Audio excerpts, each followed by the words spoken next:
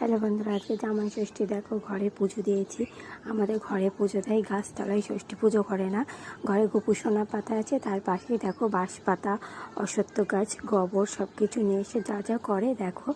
গোপুসোনার পাশেই আমি ষষ্ঠী পুজোও করেছি, গোপুসোনাদেরকেও পুজো দিয়েছি। দেখো তো তোমরা কারা কারা ঘরে ষষ্ঠী পুজো করো আর কারা কারা গাছতলায় ষষ্ঠী পুজো করো অবশ্যই কমেন্টে জানাবে।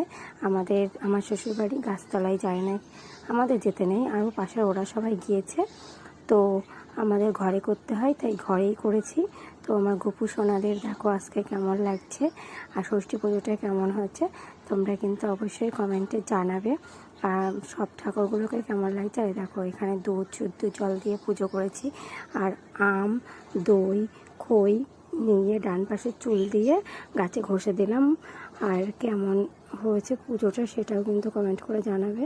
এরকম আমি ঘষে দিচ্ছি, বাগাস থেকে আম বের করে নিলাম, নিয়ে সব কিছু দিয়ে পুজো দিলাম। ভিডিওটা এখানেই শেষ করি।